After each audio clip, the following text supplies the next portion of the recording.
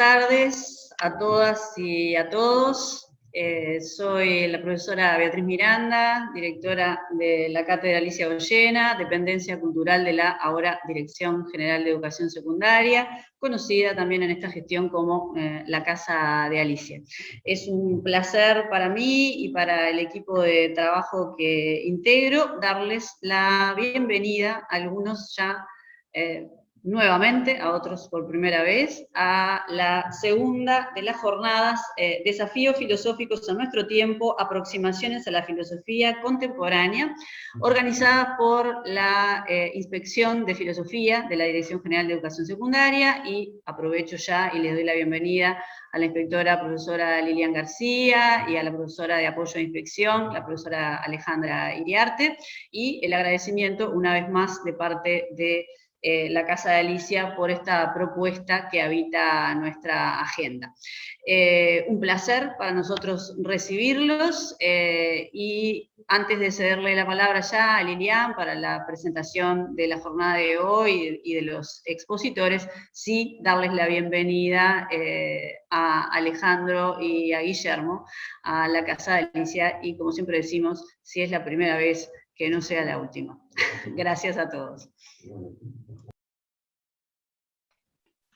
Bueno, muy buenas tardes a todas y a todos.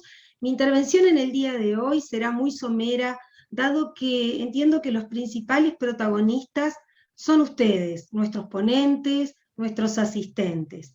La inspección simplemente desea saludarlos, agradecerles nuevamente a todos los que han hecho posible estos espacios de comunicación y de intercambio académico, y sin duda que se congratula en afirmar que el interés que han generado estas instancias han superado nuestras expectativas, y eso nos ha dejado muy contentas, porque vemos en el cuerpo docente como en los ponentes una necesidad y una verdadera, digamos, necesidad de encontrarnos, acompañarnos y de alguna manera intercambiar saberes. Y eso nos parece muy gratificante, así que yo no quiero tomar más tiempo, porque me parece que el evento realmente lo necesita. La importancia de estos tiempos supera en realidad lo que yo les pueda aportar en este inicio. Así que gracias a todos por estar. Le doy la palabra a Alejandra Iriarte, la profesora de horas de apoyo a inspección, que será quien moderará la tarde de hoy para poder comenzar el evento. Gracias a todos y buenas tardes. Bueno, buenas tardes a todas y todos. Agradezco las palabras de Lilian y las palabras de Beatriz, las hago mía. Agradezco también al profesor Nigro y al profesor Chimiel por participar hoy de las jornadas, ¿sí? Primeramente quiero explicitar un poco cuáles van a ser los criterios de funcionamiento, ¿sí? Aunque son, por supuesto, variables. En el día de hoy el profesor Nigro va a hacer su exposición, que le va a llevar unos minutos. En la medida que el profesor Nigro va haciendo la exposición, ustedes los invitamos a que planteen dudas, consultas, reflexiones en el chat, y si no, cuando él termine pueden intercambiar con él, ¿sí? También dudas, consultas, comentarios, lo que les surja. La idea es que sea un intercambio y que no sea algo unilateral, sino que sea rico para todos y todas, ¿verdad? Voy a presentar primeramente al profesor Nigro, que es un profesor de filosofía en enseñanza media. El profesor Nigro es egresado del IPA, es licenciado en filosofía por Facultad de Humanidades, también es magíster en filosofía contemporánea y por la Facultad de Humanidades y Ciencias de la Educación también, con una tesis en la práctica matemática, y es doctorando en la Universidad de Salvador de Bahía. Se desempeña como profesor en la DIGES, siendo actualmente profesor de Lógica y Filosofía Teórica en el Consejo de Formación en Educación. La ponencia que el profesor Nigro va a plantear hoy se denomina interacción entre filosofía y matemáticas en las reglas 13 de las reglas de Descartes, ¿sí? Le doy la palabra al profesor Nigro y aliento a todas y a todos a que mediante el chat vayan planteando sus dudas, sus comentarios, y cuando el profesor Nigro termine con su ponencia, poder intercambiar y conversar un poquito con él. Muchas gracias a todos. Bueno, muchas gracias, gracias por la presencia de todos ustedes. Y voy a empezar a compartir una pequeña presentación. Y bueno, estoy de acuerdo en que viene muy bien este tipo de actividades y quizás hasta me parece que hacía un poco de falta. Bien, para no arborizar, permítanme, voy a leer un poco, al menos una parte de lo que voy a exponer, ¿sí? Las interacciones entre filosofía y matemáticas no siempre son apreciadas en nuestra pertinaz cultura, decisión entre las humanidades y las ciencias. Ciertamente esta decisión es una aberración histórica para el caso de la filosofía, como bien sabe cualquier lector de Platón, Descartes, Leibniz, Spinoza, Kant o Russell, por nombrar solo algunos. Pero hay además otras razones por las cuales la interacción entre ambas disciplinas, cuando no alguna otra, merece nuestra atención, por lo menos, o al menos nuestra sensibilidad, digamos. Pensemos, como tanto gusta, en una problemática de actualidad relativa al conocimiento, en torno a la llamada ciencia de datos. Dato. Lo que es dado. Es difícil encontrar una palabra que impregne más la práctica científica, mejor dicho, actual. Dicen Napoletani, Panza y Struppa. La llegada de las computadoras, y especialmente las de alto rendimiento o poder de cómputo, han tenido un impacto dramático en la forma de hacer matemáticas y hacer ciencia. En primer caso, encontramos, por ejemplo, los software de demostración automática, así como la enorme complejización en el diseño de algoritmos para, por ejemplo, generar simulaciones para resolver problemas por medio de métodos numéricos, como opuesto a los métodos analíticos. En cuanto a lo segundo, las computadoras se utilizan ahora para realizar cálculos muy complejos, con el fin de aplicar modelos matemáticos a una variedad de problemas empíricos que nunca podrían atacarse de otra manera. Es así, por ejemplo, como las matemáticas se aplican a menudo en diferentes ramas de la biología, genómica, por ejemplo, así como las ciencias sociales, o en lo que ahora se engloba bajo el término genérico Big Data.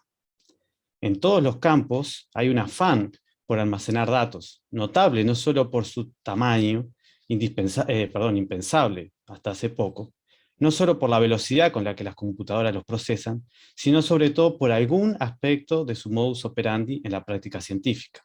Simplificando bastante, se podría decir que el Big Data suele asociarse a la idea de investigación basada en datos, en la que el aprendizaje o el conocimiento se produce mediante la acumulación masiva de datos y la aplicación de métodos mayormente estadísticos para extraer patrones significativos de esos datos. Dentro de este tipo de investigación, se espera que los investigadores utilicen los datos como punto de partida para la inferencia inductiva. Las correlaciones descubiertas por las computadoras pueden, o quizás deban, sustituir la comprensión y guiar la predicción y la toma de decisiones. En consecuencia, no será necesario dar un significado científico a los fenómenos, proponiendo, por ejemplo, relaciones causales, ya que las regularidades en las bases de datos, al menos cuando estas son muy grandes, serían suficientes.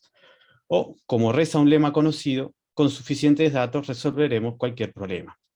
A este respecto, Napoletani, Panza y Struppa dicen que las respuestas se encuentran a través de un proceso de ajuste automático de los datos que no conlleva ninguna comprensión estructural más allá de la propia solución del problema. Así, la práctica científica y matemática relativa al uso del Big Data coloca sobre la mesa problemas epistémicos y metodológicos. Uno de ellos atañe a nuestra comprensión de cómo ciertos datos conducen a ciertos resultados, dada la complejidad computacional a escala no humana, debido al tamaño de los datos. A veces se dice que la ciencia basada en datos es agnóstica, en tanto la estructura interna de los fenómenos que se modelan permanece oculta. Otras veces se habla de opacidad de los procesos. Podríamos intentar resumir la problemática focalizándonos en una cierta noción de opacidad, por ejemplo, la que está allí. Un proceso es esencialmente opaco para un agente X si solo si es imposible, dada la naturaleza de X, sus facultades cognitivas, los instrumentos que emplea, que X conozca todos los elementos epistémicamente relevantes del proceso. Amén de esto, parece claro que solo una mente fanática o febril puede soñar con traer una práctica científica de frontera a la educación media. Sin embargo, y para nuestra fortuna, la filosofía se ha tomado el trabajo de pensar este tipo de cuestiones epistemológicas y metodológicas. De entre los grandes nombres de los ideólogos de nuestra moderna comprensión de la ciencia, si es que tal cosa aún existe, está René Descartes, quien atendió este tipo de asuntos tanto en matemáticas como en filosofía natural. El resto de esta ponencia, entonces, se trata acerca de lo primero y consiste en un ejercicio destinado a visualizar cómo interactúan matemáticas y filosofía. Mi decisión de considerar a Descartes obedece a que permite relacionar 4 puntos. Uno netamente filosófico, la noción de conocimiento cierto y evidente, o lo que en las reglas él denominaba ciencia. Otro también filosófico, pero de filosofía de las matemáticas, a saber, el conocimiento de la naturaleza de un problema geométrico. Y en tercer lugar, sí, una cuestión más netamente matemática, a saber, el maridaje entre álgebra y geometría a la que tanto le debe la matemática. El caso entonces es que incluso, aunque solo nos interesen los aspectos más netamente filosóficos de las observaciones de Descartes, poco entenderemos acerca del núcleo filosófico de su teoría del conocimiento si subvaloramos las interacciones entre los 3 aspectos recién señalados. Por último, las observaciones de Descartes parecen pertinentes respecto al problema de opacidad en ciencia de datos. Aquí entonces el ejercicio que me propuse para esta charla. Perdón. El problema con el que Descartes ejemplifica su punto en la regla 16 consiste en hallar la hipotenusa AC de un triángulo rectángulo de lados 9 y 12, como ustedes están viendo allí. Nótese que la cuestión atañe a encontrar la magnitud de un segmento recta, la hipotenusa, es decir, su longitud. Descartes compara la solución buscada por los calculistas o aritméticos, como él lo llama, con la solución buscada por su procedimiento algebraico. Aquí añadiré, no sin cierto artificio, una solución por medio de construcciones geométricas. El punto de Descartes es que solo el abordaje algebraico nos provee el conocimiento cierto y evidente. En cuanto a los calculistas, Descartes dice que estos acostumbran a designar cada una de las magnitudes por medio de varias unidades o por medio de algún número. Así, se busca la base de un triángulo rectángulo cuyos lados sean 9 y 12. El calculista dirá que ella es raíz de 225 o 15. Así, los calculistas se quedan satisfechos con tal que se les presente la suma buscada, aun cuando no se den cuenta de qué modo ésta dependa de los datos. Lo que el calculista busca, esto es, lo que según él es la solución del problema, consiste en ofrecernos un número, el cual designaría una magnitud, esto es, la longitud de la hipotenusa. Así, en virtud de lo que se toma como dado en la formulación del problema, la longitud de los números, en particular 9 y 12, el calculista nos dice que la hipotenusa es 15. ¿De dónde extrae este número?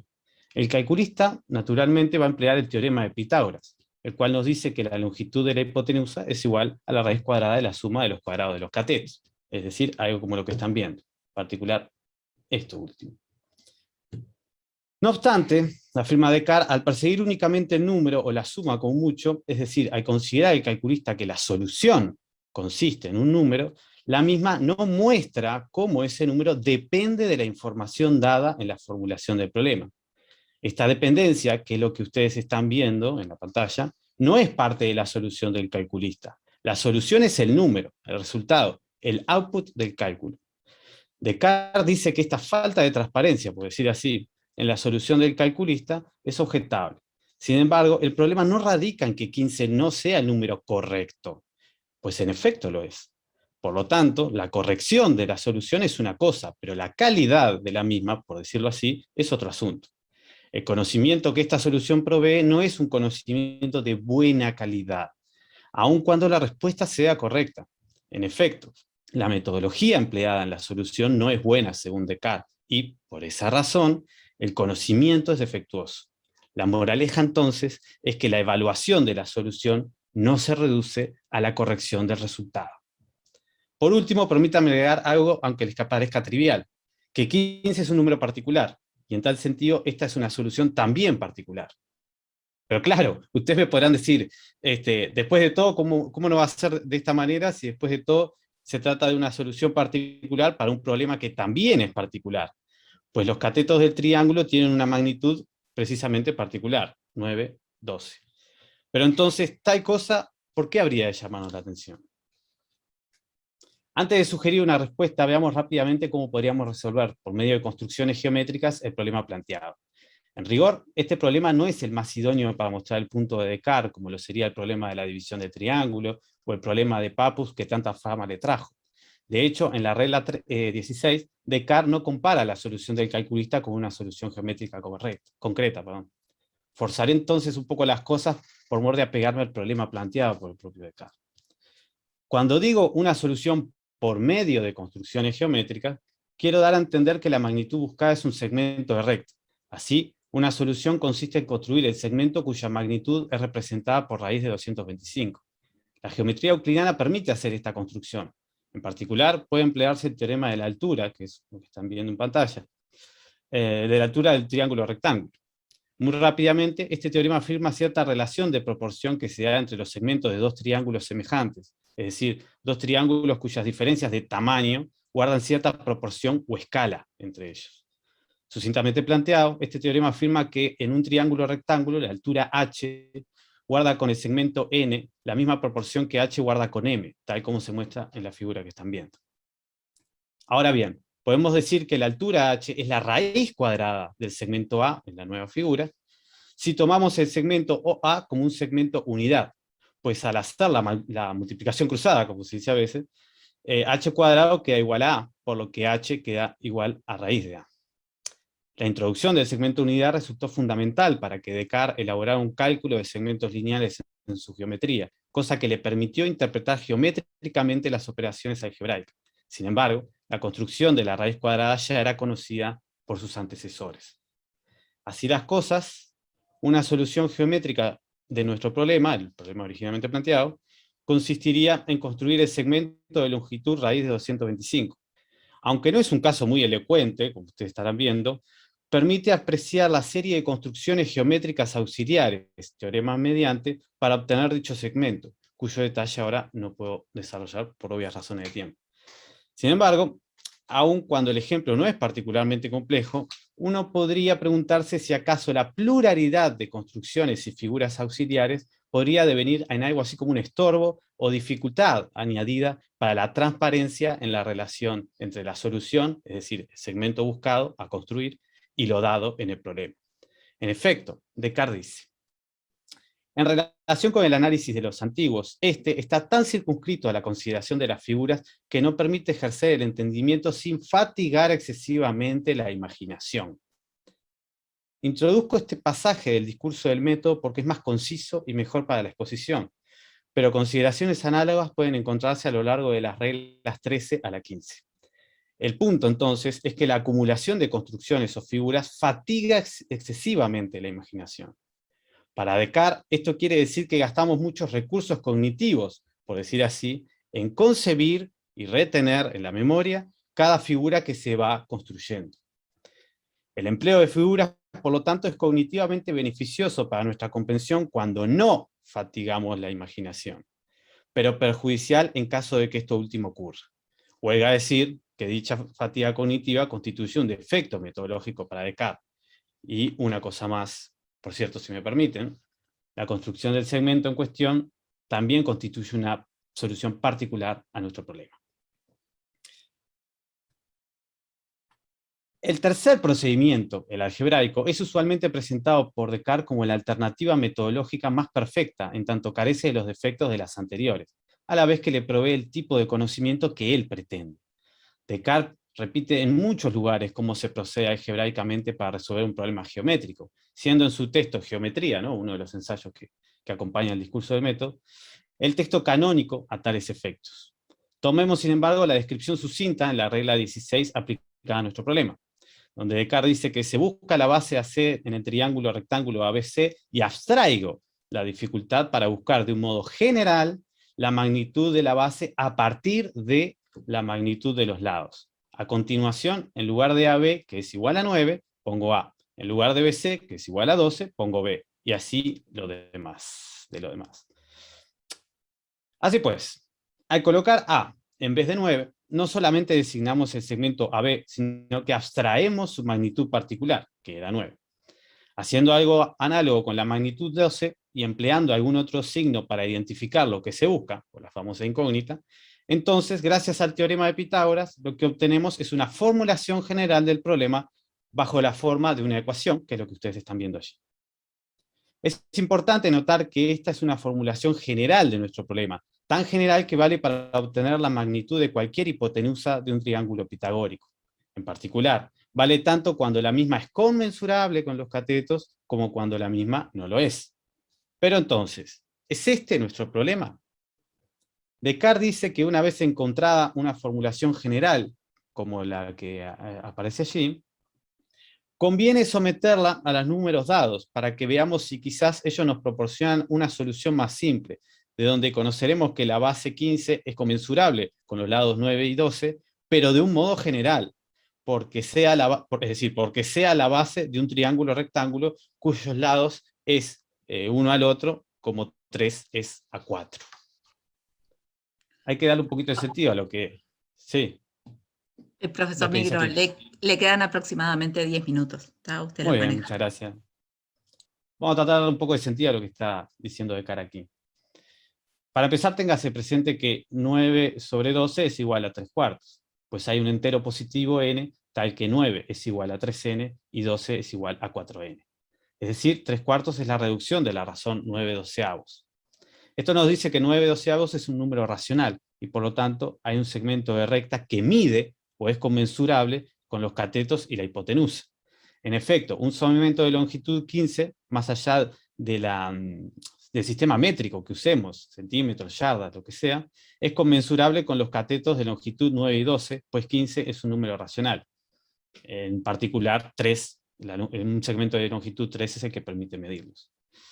Así, tomando en cuenta los números dados, podemos empezar a reformular el problema abstrayéndonos de las magnitudes particulares de los catetos A y B en favor de representar lo dado, es decir, las magnitudes de los catetos, no como magnitudes particulares, ¿no?, como ocurría en la formulación original, sino como magnitudes que guardan cierta proporción, en este caso la proporción 3 a 4.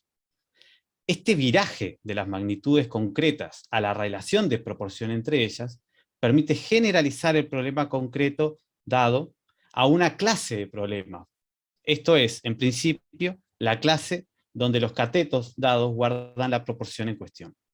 En otras palabras, para cualquier número entero positivo, la proporción de los catetos A y B de cualquier triángulo rectángulo se caracterizaría de forma general como lo que están viendo aquí finalmente.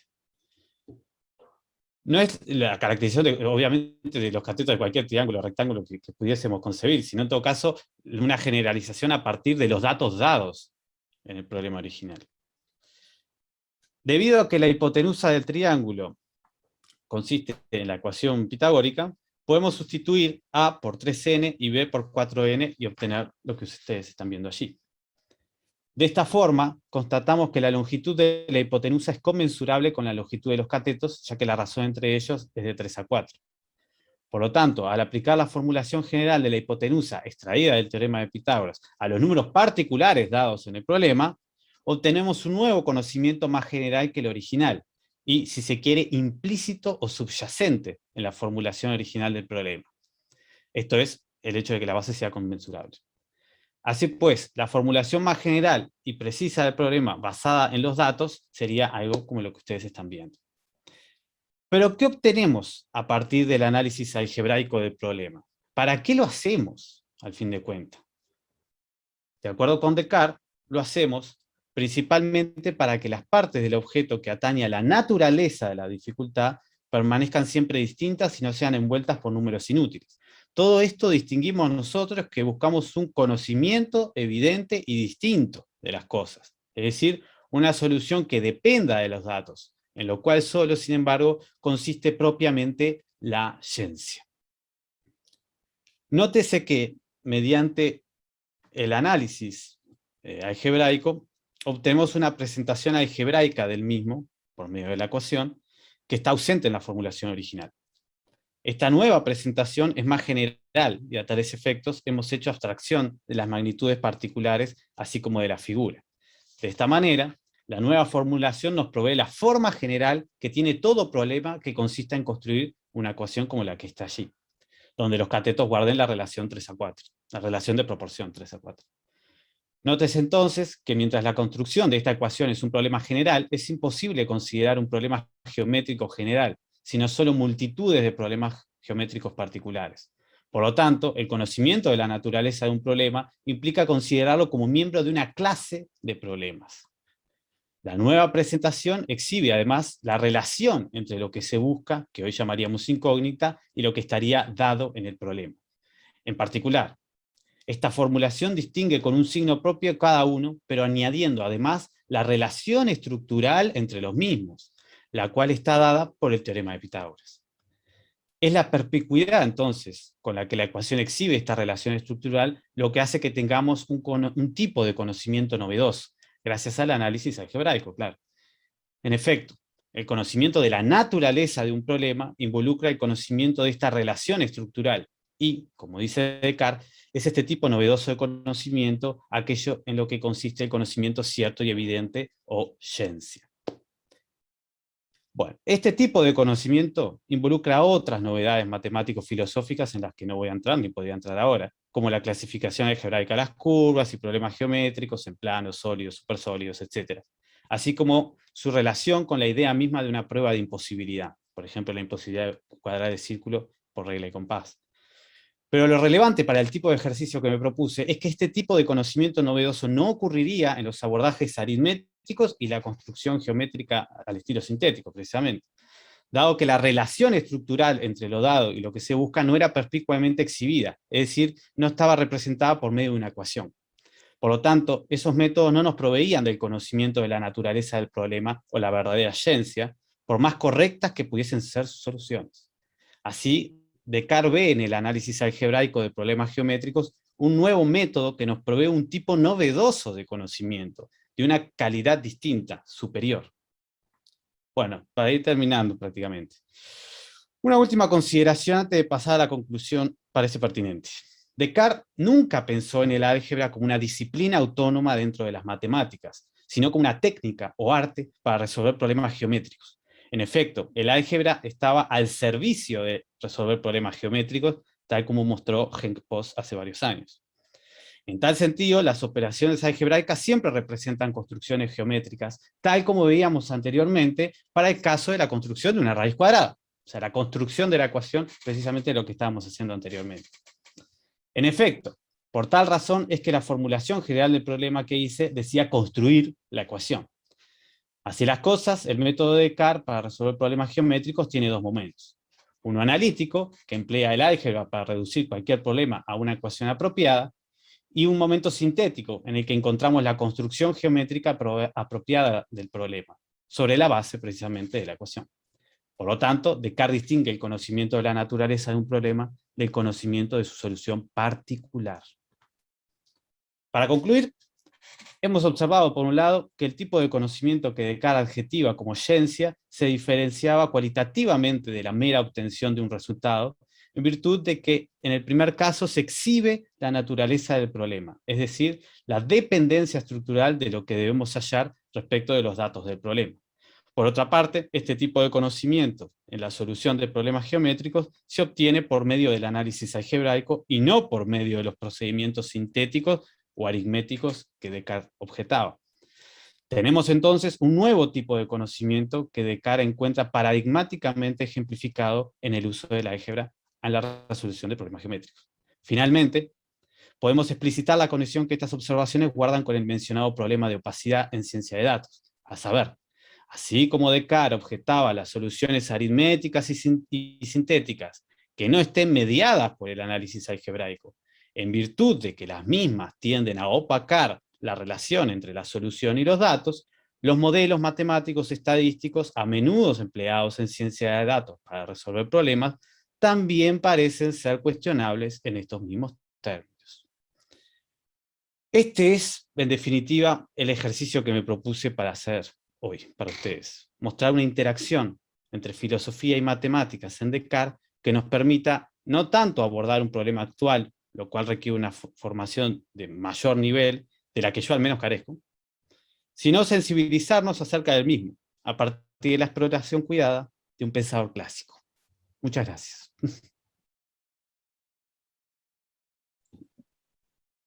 Muchas gracias, profesor Nigro. A todos que tengan dudas, consultas, reflexiones, los invitamos a plantearlas.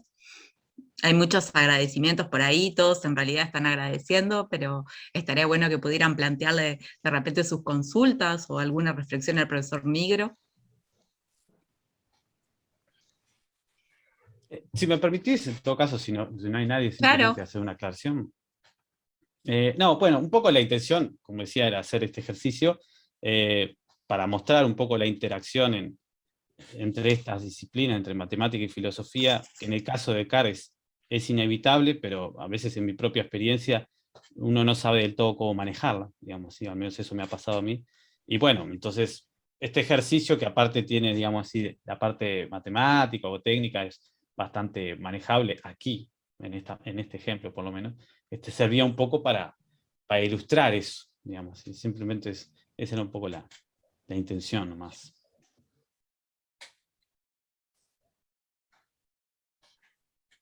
Muchas gracias, profesor. Sí, la verdad que, bueno, no pedí la palabra, perdón. No, Lilian, podés hablar, tranquila. ¿Puedo? Bueno, no, primero agradecer al profesor Nigro por esta estupenda intervención que nos invita a pensar en cuestiones que habitualmente no nos ponemos sobre la mesa, ¿no? No nos ponemos a pensar. Sin duda aquí tenemos profesores, además, de todo el país pensando juntos, y eso es muy gratificante también, agradecer en ese sentido a todos. Hay profesores de Rivera, Cerro Largo, Paysandú, Rocha, Canelones, Montevideo, Tacuarembó, Río Negro, así que profesores los invitamos a intercambiar con el colega.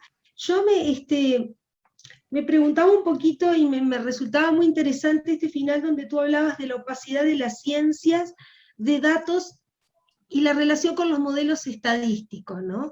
A ver si podrías desarrollar un poquito más esta idea respecto a ese momento que tú hablabas analítico y sintético y esta relación entre esos datos y estos modelos. ¿Ah? Bien, bien. Y gracias.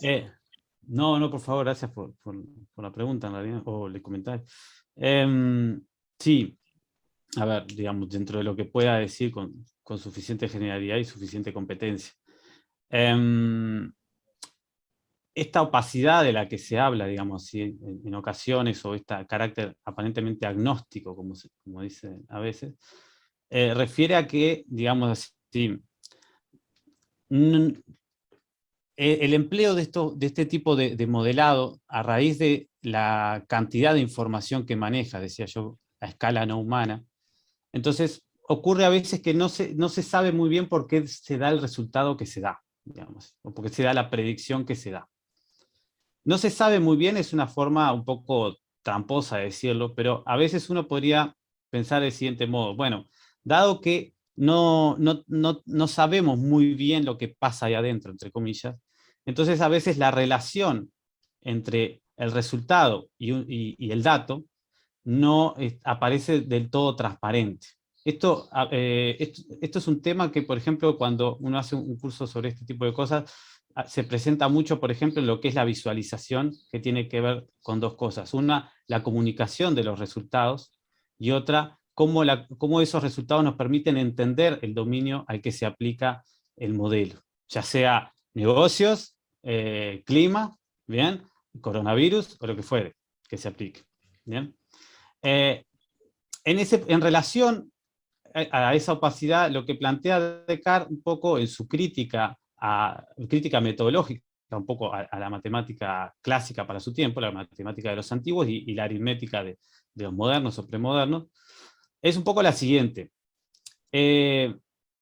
Tanto el uso excesivo de construcciones, en el sentido de la pluralidad de figuras geométricas en la construcción geométrica, en la construcción sintética, como el hecho de que el calculista, como decía él, diga que la solución es el número, es el output del cálculo, lo que sugiere Descartes es que no se entiende bien o queda opacado. Obviamente en los casos sencillos eso podría ser algo inofensivo eventualmente, pero el punto es que quedaría opacado cómo se relacionan los resultados con los datos del problema. ¿Bien? Con los datos del problema.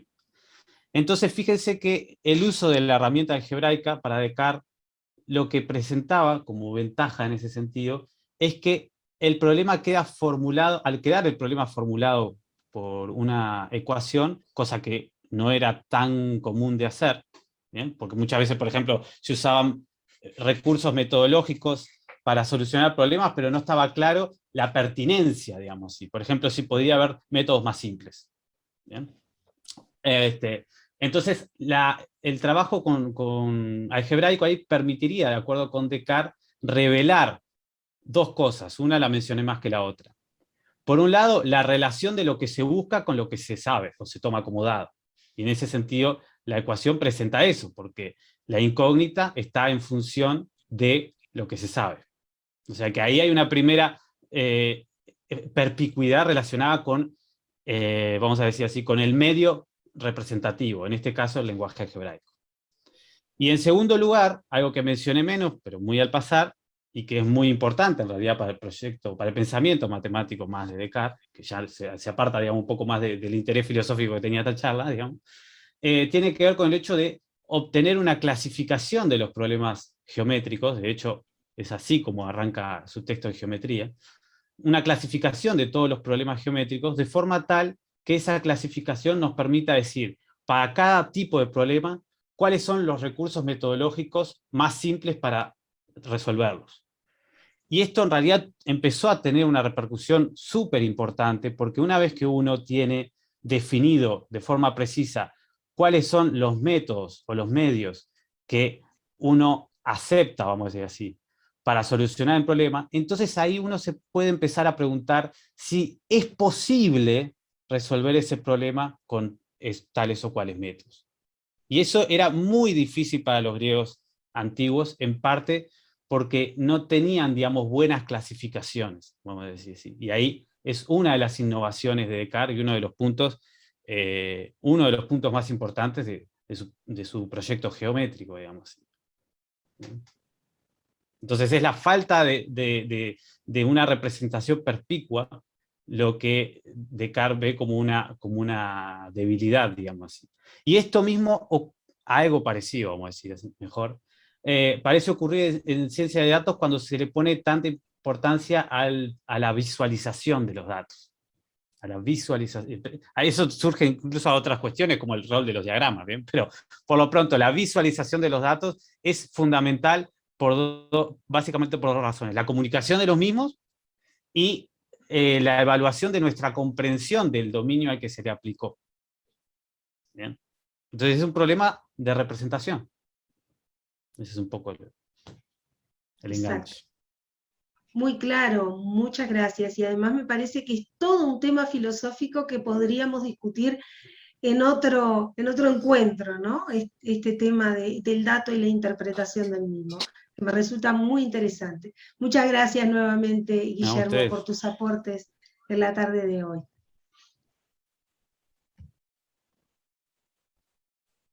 Bueno, ¿alguien más tiene algún comentario, alguna duda para plantearle al profesor Nigro? Aparte de los agradecimientos, el chat está lleno de agradecimientos, profesor. Bueno, muchas gracias. No sé si usted quiere hacer una última reflexión o pasamos al profesor Chimiel.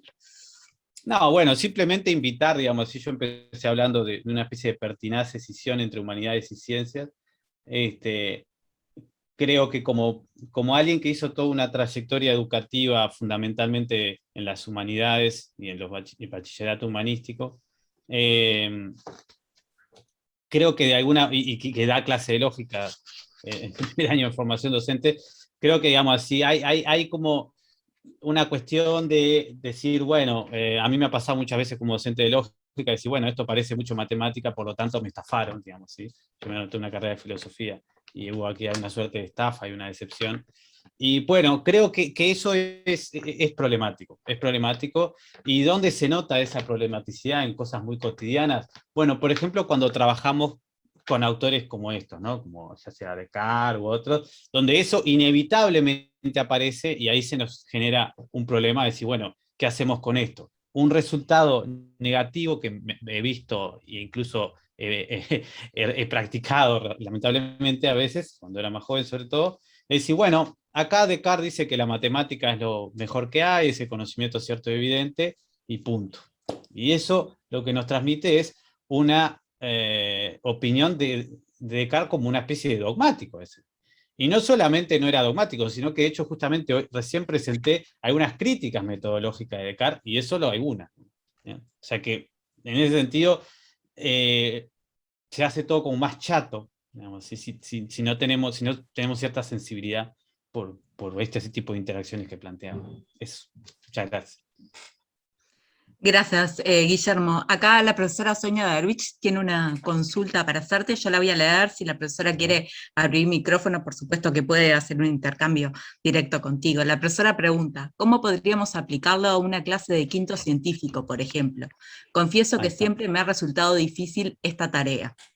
Bien, bueno, dos cosas, una anécdota en sí sin importancia. Cuando yo hice la práctica docente, la última práctica, yo tuve un quinto científico y trabajé sobre problemas relativos a qué era una verdad matemática y que les encantó, realmente fue un éxito. O sea que se puede hacer. Lo otro, ¿cómo se aplica a un curso de quinto, bueno, o de quinto científico? Bueno, hay varias cosas, ¿no? Pues a mí siempre me pareció problemático discutir cómo aplicar esto o aquello cuando uno lo separa de la construcción del programa, digamos, especialmente preocupado por la unidad. De hecho, Alejandro ahora va a hablar de lógica, así que todos estarán de acuerdo, todos los que alguna vez dimos quinto científico, ¿no? El tema de qué hacemos con la unidad lógica, argumentación, que parece como una especie de hueco, digamos, así que puede no tener nada que ver con el resto.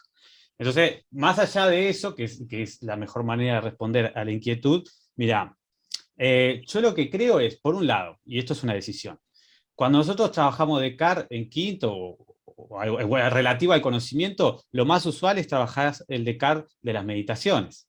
¿Bien? Entonces, bueno, así para aparecer el cogito, el argumento escéptico, etc. Eso obviamente está muy bien y es súper pertinente, pero tenemos que tener presente que estamos leyendo y compartiendo con los estudiantes el Descartes de la metafísica. Esto es, lo que le preocupa a Descartes ahí es el conocimiento del alma, de Dios. Eso hay que tener cuidado. El Descartes de las reglas para la dirección del espíritu es un Descartes, por decirlo así, más preocupado por la epistemología y la metodología de la ciencia, va a decirlo así. Entonces, ese Descartes te permite conectar esos textos con los textos, las obras más científicas de Descartes, ya sea el Tratado del Hombre, el Tratado del Mundo. ¿Bien? Entonces, ahí hay una primera cuestión, ¿bien? A decidir. Hecha esta decisión en favor de las reglas, porque es el que yo hablé, ¿bien? Hay diversas cuestiones. Una de ellas que a mí siempre me ha parecido muy interesante y que no he tenido oportunidad de explorar lo suficiente es el rol de la imaginación. De hecho, yo lo nombré ahí y se leyó, ¿no? Por eso escogí también ese pasaje, ¿no? El rol de la imaginación en conjunto con el rol de las facultades cognitivas, cuya buena conducción, y para eso están las reglas, cuya buena conducción nos llevaría a obtener conocimiento cierto y evidente o ciencia. Es decir, Descartes está preocupado por cómo nosotros usamos nuestras facultades para obtener un tipo de conocimiento especial. Y esas facultades, en las reglas, son facultades inseparables del cuerpo, a diferencia de las meditaciones, claramente, porque está preocupado por la metafísica. Inseparable del cuerpo. Una de ellas, muy importante, es la imaginación. Entonces, la imaginación, que es un tema también hoy que se habla bastante, y de hecho fue un tema que yo pensé que podías poner también, la imaginación en Descartes permite unir todas estas cuestiones que he tratado. ¿Por qué? Porque para Descartes, y en eso Descartes sigue un poco una tradición bastante antigua, que va por lo menos hasta Proclo, el neoplatónico Proclo, entiende que la imaginación es indispensable para adquirir conocimiento geométrico en particular. Y de hecho, en la regla 14, Descartes dice que toda la nueva ciencia que él quiere promover encuentra un marco unificado en la geometría. Así que tenemos un marco unificado de geometría, la imaginación como un rol importante en la geometría, y en ese sentido, en esa dirección, poniendo allí a las facultades cognitivas y a la imaginación en el centro, te permite ver con armonía, digamos así, y unidad, todo este tipo de cuestiones. Después, están otras relativas, por ejemplo, a las matemáticas que yo he empleado aquí, u otras más interesantes. Ahí también uno puede hasta coordinar con los docentes de matemática, o por lo pronto esto que yo puse aquí, me parece que para cualquier estudiante, digamos así, está muy a la mano, digamos, y no sería, digamos, el gran desafío. ¿Bien? Eso es un poco lo que yo diría. Diría que si vos hacés la opción por un Descartes más preocupado por la metodología de la ciencia, bueno, ahí esto se inserta con naturalidad. Bien, muchas gracias. No, por favor, gracias por la pregunta. Gracias, profesor. ¿Alguien más tiene alguna duda? Tenemos unos minutos para algún comentario o duda más, y después ya pasaríamos al profesor Chimiel, por un tema de horario en realidad.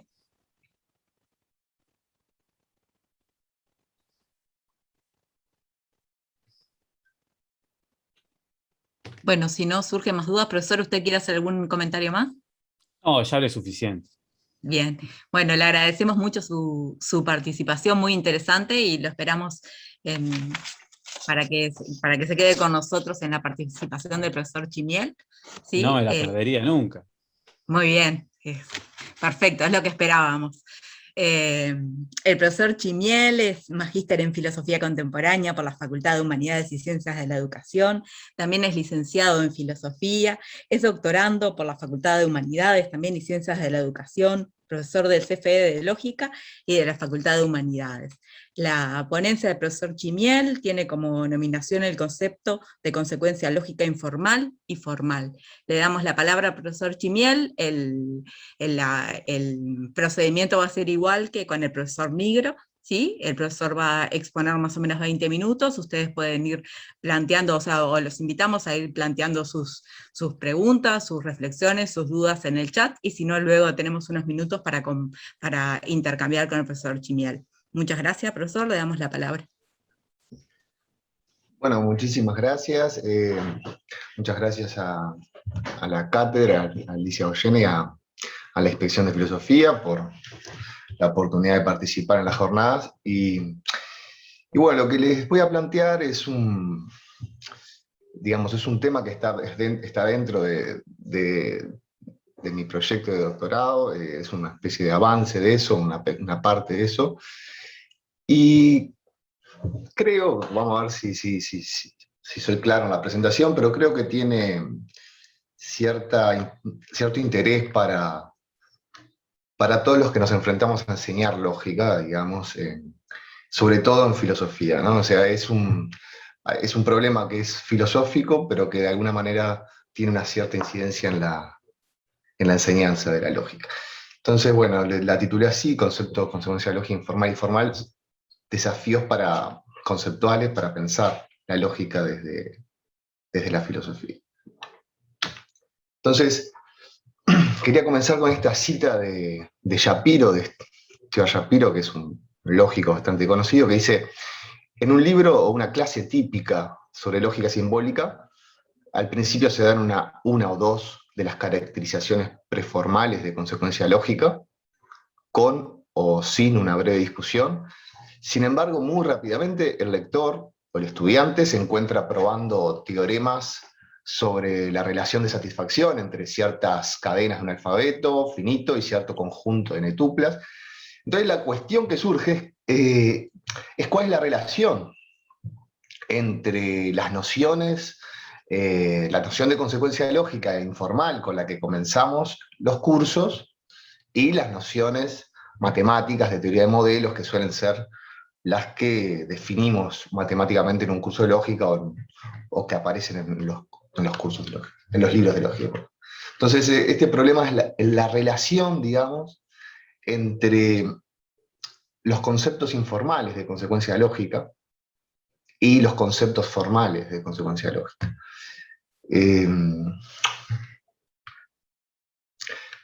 Entonces, una definición muy básica con la que en general comenzamos a hablar en los cursos de lógica es: un argumento es un par formado por un conjunto de sentencias en un lenguaje natural. Esto es importante. Ese conjunto de sentencias las llamamos premisas, y una sentencia que llamamos conclusión. Y entonces un par formado por las premisas y la conclusión identifican un argumento. Un argumento en lenguaje natural. Luego, generalmente, damos una definición un poco más específica, que es la definición de argumento lógicamente válido. Entonces, un argumento es lógicamente válido si la conclusión es consecuencia lógica de las premisas. Es decir, si es imposible que las premisas sean verdaderas y la conclusión falsa, y agregamos algo que es problemático, que es que decimos en virtud de la forma lógica. En virtud de la forma lógica de la sentencia, digamos, ¿no? Y de las premisas y la conclusión. Se me fue algo de la conexión, ¿no? Se me fue.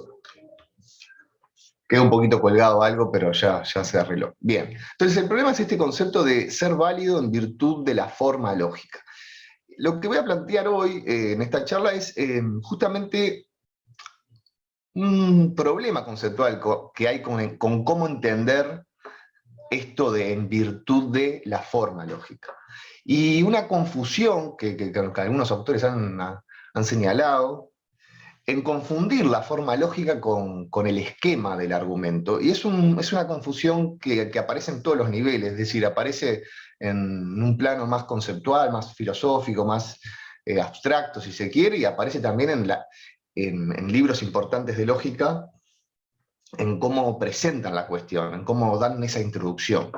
Entonces es una confusión que está muy presente y que de repente vale la pena aislarla y entender un poco mejor qué es lo que está atrás de eso. Generalmente uno da una serie de argumentos donde los argumentos se toman como ejemplos, ¿verdad? Son ejemplos de argumentos que claramente vemos que dependen de la estructura, es decir, en el primero, si Pedro gana la lotería, entonces comprará una casa, Pedro gana la lotería, por lo tanto comprará una casa, o Ana está en su casa o en el trabajo, Ana no está en su casa. Bueno, todos estos argumentos que son muy básicos, pero tienen una característica que es interesante, que es que decimos que son válidos en virtud de la estructura, de la forma lógica. Por ejemplo, el argumento 2, este argumento de acá, yo puedo fácilmente construirme argumentos con la misma estructura. Por ejemplo, Ana irá a la fiesta o Pedro irá a la fiesta, Pedro no irá a la fiesta, por lo tanto Ana irá a la fiesta, y así sucesivamente. Es decir, puedo construir todos los argumentos que quiera con esa misma estructura. Corcoran dice algo, dice, de acuerdo con el principio de forma lógica, un argumento es lógicamente o formalmente válido o inválido en virtud de la forma lógica. Y esto quiere decir, de modo más explícito, que cualesquiera dos argumentos con la misma forma son ambos válidos o ambos inválidos. Todos los argumentos con la misma forma son válidos o son inválidos. Ese sería el principio de forma lógica. Pero ¿qué ocurre? Un modo natural de introducir el formalismo es ir haciendo una abstracción de los esquemas. Y ahí se introduce otra idea, que no es la forma lógica, sino la noción de esquema. Miremos cómo lo hace Gamut, que es un libro bastante conocido de lógica. Dice así, decimos que 1, 7 y 8, Gamut se está refiriendo a ejemplos de argumentos como del tipo silogismo disyuntivo, como fue el 2' y el 2'. Él aquí coloca 3 ejemplos. El 1, el 7 y el 8 son ejemplos de ese tipo, argumentos de ese tipo. Dice, tienen una forma particular en común y que esta forma es la responsable de su validez. Decimos que es la responsable de su validez esa forma. Esta forma común puede representarse, y acá está el asunto, esquemáticamente, como sigue. A estas representaciones esquemáticas de argumentos se las denomina esquemas de argumentos. Las letras A y B representan oraciones arbitrarias. Si las sustituimos por oraciones reales, obtenemos argumentos reales.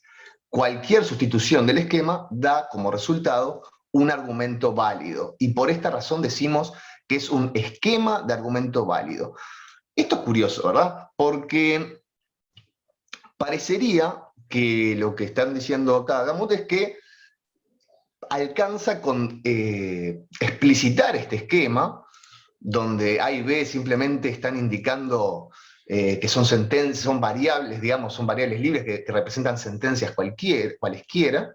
Yo puedo sustituir A y B por sentencias específicas y obtener un argumento, y lo que parece decir aquí es que un esquema es válido, un esquema de argumento es válido, si cualquier sustitución me permite obtener un argumento válido. Ahora, ¿cómo aseguro esto, verdad? O sea, es decir, porque esta parece ser una noción puramente informal, es decir, y aquí lo que está en juego es solamente un criterio sustitucional y gramatical. Entonces quería como señalar esto con insistencia, porque justamente lo que voy a tratar de decir es que esto no es exactamente lo mismo que la forma lógica, el esquema no es lo mismo que la forma lógica y que el principio de forma lógica que señalaba Corcoran antes. Entonces,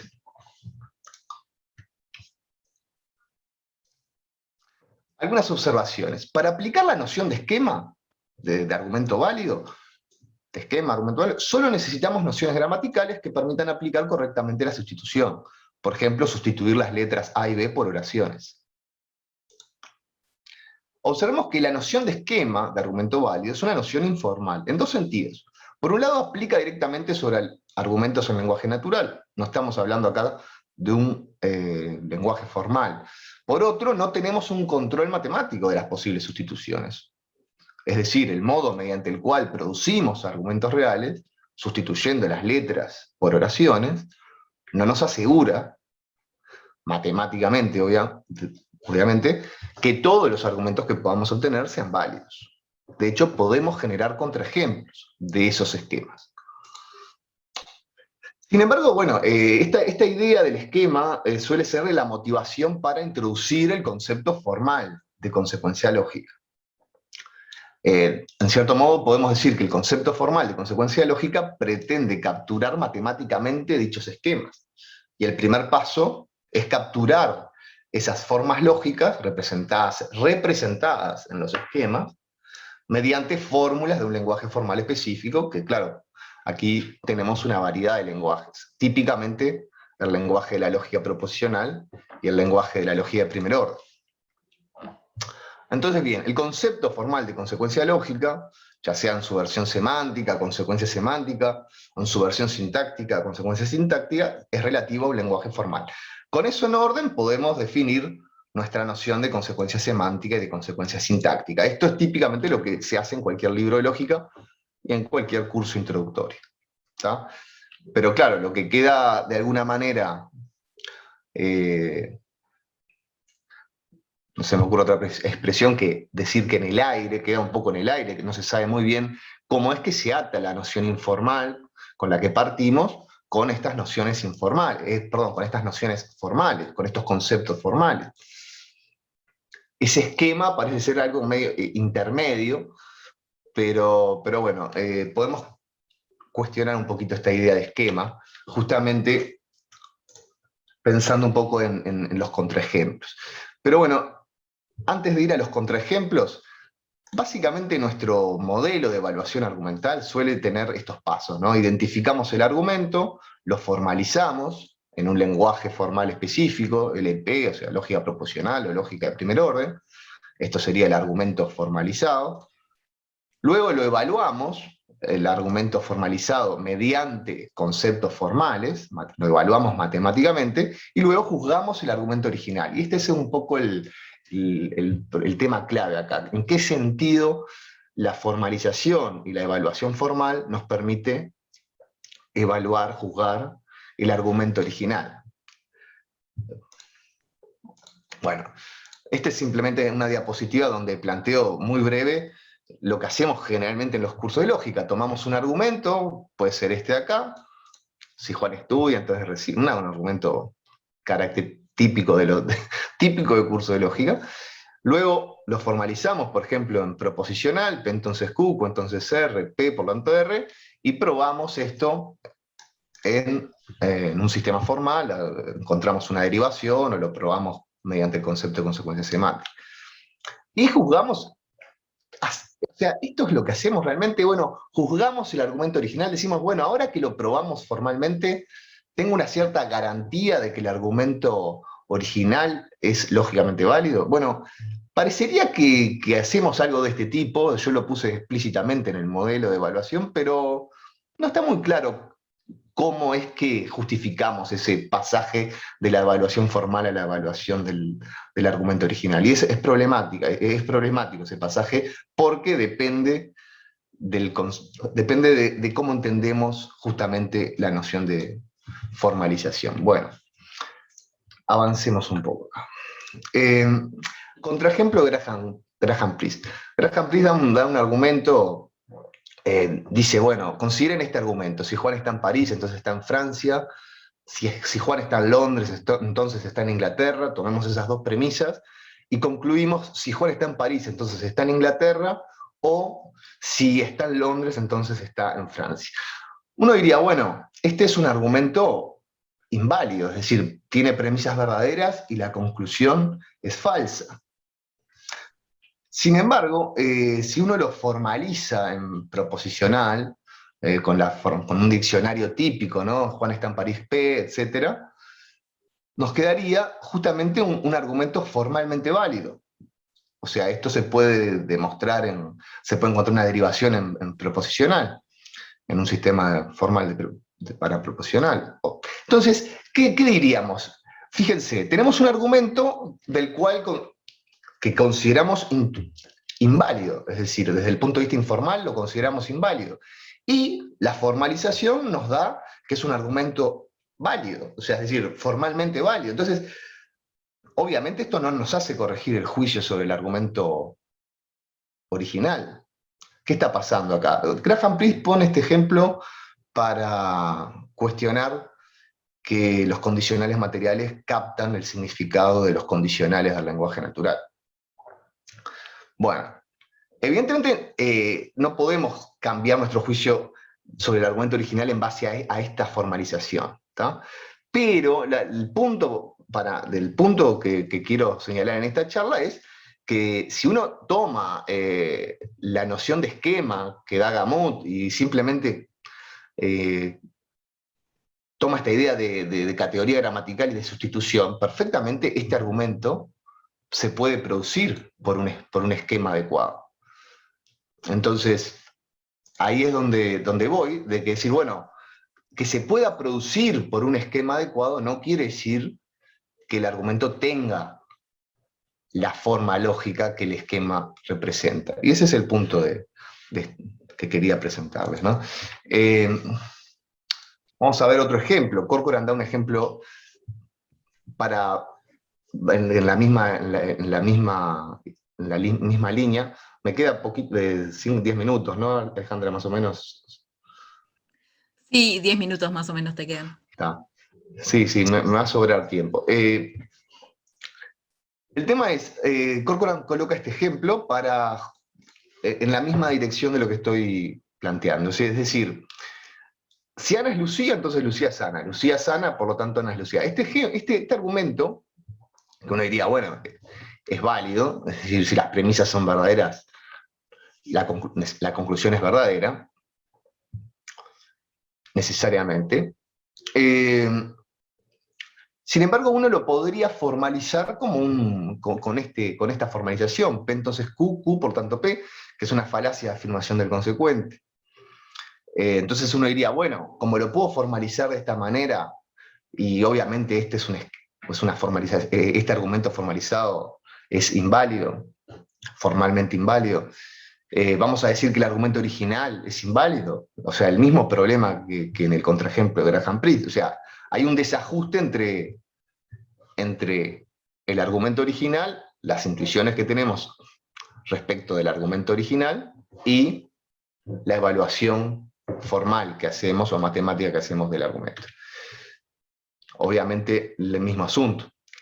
Entonces, el mismo tema, es decir, si yo considerara este argumento solamente, si lo considerara en términos del esquema, es decir, yo lo podría pensar como una instancia de ese esquema, de este esquema. Esto no es exactamente un esquema, es un argumento formalizado, pero el esquema correspondiente. Lo podría pensar como una instancia del esquema. Entonces, ¿qué es lo que está pasando? Bueno, la validez formal implica la validez informal. Este es un problema que John Woods llama backward reflection property, o sea, algo así como una reflexión, una propiedad de reflexión hacia atrás. Es decir, ¿en qué sentido podemos juzgar la validez del argumento original en virtud de la validez formal o de la evaluación formal? Bueno, la validez formal nos permite juzgar el argumento original, siempre y cuando la formalización sea correcta. Es decir, si capta todos los aspectos lógicos involucrados en la validez del argumento. Ese es el punto. Pero claro, el problema es que preciso un criterio para determinar si una formalización es correcta, y el problema que tiene esto es que no alcanza con identificar el argumento como instancia de un esquema, solo recurriendo a categorías gramaticales y a un procedimiento de sustitución. Eso no es suficiente para afirmar que dicho argumento tiene determinada forma lógica o que la formalización correspondiente es correcta. Es decir, ahí está un poco el asunto, y el problema es que para ofrecer criterios de corrección de una formalización más refinados, que nos permitan, por ejemplo, decir que el contraejemplo de Graham Priest o el ejemplo que pone Corcoran no son instancias legítimas o sea, no tienen esa forma lógica, no deberíamos considerarlas como instancias legítimas del esquema. Para hacer eso, parece que es necesario recurrir a nociones informales, como validez, justamente el concepto validez informal, justamente el concepto que se pretende aclarar, o ambigüedad, o incompatibilidad semántica, es decir, para tener un criterio robusto de formalización, parecería que precisamos nociones semánticas informales vinculadas al lenguaje natural para las cuales no tenemos teorías robustas. Entonces, ahí está un poco el problema de la formalización. Bueno, podríamos tener criterios de formalización que apunten más a elementos pragmáticos, por ejemplo, evitar la ambigüedad, o sea, podríamos introducir reglas pragmáticas para la formalización que eviten algunos de estos problemas, pero el asunto es si podemos tener una teoría lógica, si eso es parte de una teoría lógica robusta para dar una teoría de la formalización. Bueno, ahí se divide en aguas también, ¿no? Tenemos posibles, digamos, formas distintas de enfocar esto, y digamos, hay filosofías de la lógica diferentes, ¿no? Entonces, consideraciones finales. Juzgar la validez o invalidez de un argumento en virtud de su identificación con un esquema de argumento válido, por medio de un procedimiento como el señalado, es decir, en donde solamente tenemos una noción de categoría gramatical y de sustitución, es decir, solamente con eso, constituye un error conceptual. Este error conceptual ha sido discutido, no mucho, pero se ha planteado. Un autor lo llama la falacia esquemática, pero bueno, Timothy Smiley le llama la falacia esquemática a este problema, identificar la validez mediante el esquema, es decir. Pero bueno, creo que lo que quedó claro es que tenemos que hacer esa distinción entre forma, lógica y esquema. Y después hay que ver cómo articular eso entre una filosofía de la lógica, pero bueno, la distinción deberíamos hacerla, porque confundirlo constituye un error, por esto que decíamos recién. Entonces, es necesario, esto nos lleva a revisar la articulación entre argumentos y teoría lógica, y el modo en que entendemos la formalización. Por ejemplo, cuáles son los criterios de corrección de una formalización. Y bueno, y estos problemas importan para la enseñanza de la lógica, sobre todo desde un enfoque filosófico, porque esto involucra la aplicación de la lógica en la evaluación argumental, que suele ser el punto por el cual, o uno de los grandes puntos por los cuales damos conceptos vinculados a la lógica, y sobre todo a la lógica matemática, es decir, porque de alguna manera eso aporta en la aplicación, o sea, aplicaciones de esos formalismos lógicos a la evaluación argumental, bueno, parece ser un aporte fundamental. Sin ese aporte digamos, de la lógica simbólica a la argumentación, queda mucho más, que es más difícil justificar la introducción de conceptos lógicos matemáticos en filosofía. Es decir, este parece ser uno de los puntos importantes. El modo en que la lógica formal contribuye a la evaluación de argumentos. Y bueno, y por ahí la presentación, estas son algunas referencias que mencioné. Y bueno, muchas gracias. Espero que se haya entendido un poco. Muchas gracias, profesor. No sé si el profesor Nigro está levantando la mano. No, está aplaudiendo como O está aplaudiendo, como yo. pero capaz que quiere preguntar algo. Seguramente. ¿Profesor Nigro quiere preguntar algo usted? No sé si saco cualquier cosa la coloco de nuevo en la diapositiva si se precisa. Ahí estoy distinguiendo, ahora sí estoy levantando la mano, hay que aprender a distinguir los emoticones. No, bueno, una cosa súper rápida nomás. Bueno, me pareció muy interesante, y en particular me pareció interesante por dos cosas, ¿no? Una es que poner sobre la mesa que el concepto de consecuencia lógica es un concepto filosóficamente problemático, porque a veces me da impresión, y en parte debo ser culpable, de que a veces en la enseñanza de la lógica los estudiantes tienden a salir de los cursos teniendo una idea de que, digamos así, la lógica es transparente en el siguiente sentido: no es objeto de problematicidad, digamos así. No es susceptible de problematizar filosóficamente. Y con lo que Alejandro expuso, se muestra, digamos así, que hay diversos problemas filosóficos involucrados en la lógica simbólica o la lógica matemática. Uno de ellos es la propia caracterización de consecuencia lógica. En particular, el tránsito, creo que Alejandro una de las cosas que estaba destacando, el tránsito entre una caracterización, como dice él, informal, que usualmente suele ser esta de es imposible que las premisas sean verdaderas y la conclusión falsa, el tránsito de eso a la caracterización dentro de la propia teoría lógica, que en este caso, quiero decir, usualmente se suele presentar en términos teórico-modélicos, ¿no? Es decir, todo modelo de las premisas es modelo también de la conclusión, donde las nociones de modelo son nociones fundamentalmente conjuntísticas, ¿no? Entonces, una cosa es observar eso, digamos, y que hay una densidad filosófica, un problema filosófico a ese respecto, que no es transparente, digamos.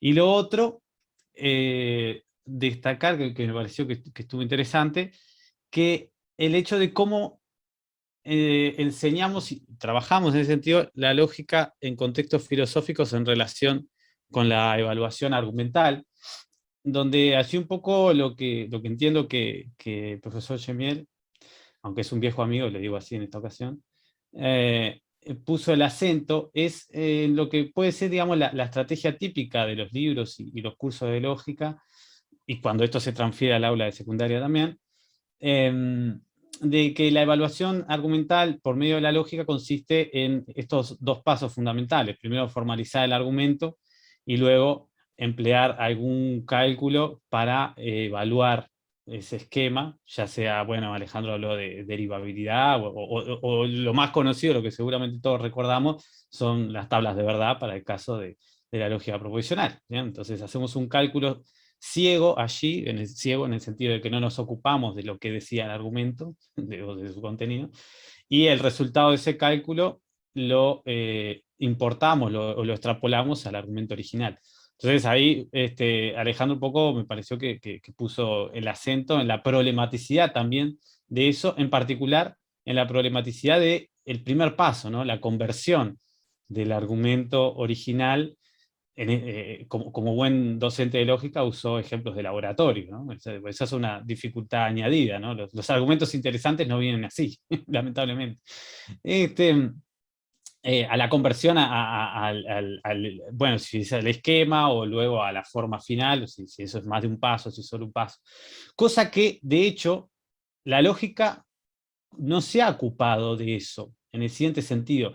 No es un ítem de la teoría lógica el ocuparse de la formalización. La formalización más bien ha pasado como un arte, vamos a decir, como una práctica. Y dentro de esa práctica ha ocurrido, digamos así, prácticas a su vez paradigmáticas, o ejemplos paradigmáticos, condensado, por ejemplo, en el famoso cuadrado de oposición de Aristóteles. ¿Bien? Entonces, lo otro que me pareció interesante que Alejandro problematizó, es decir, bueno, mire, no crea que por el hecho de que, por ejemplo, las tablas semánticas, bueno, las tablas de los valores, perdón, el cálculo de valores de verdad, si se quiere, por ser él mismo un procedimiento mecánico, y eso es a propósito, ¿bien? Eso implique que la evaluación de los argumentos mediados por la herramienta lógica es una actividad ella misma mecánica. Es problemática, o sea que en realidad muy lejos de querer llenar a los estudiantes de cualquier nivel con ejercicios de formalización y cálculo, digamos así, quizás un tema interesante de por sí es la problematización de la idea misma de argumento válido, entendido en este contexto como argumento deductivamente válido. Es esa misma noción un tópico de problematización. Sí, eso es lo que quería. Muchas gracias.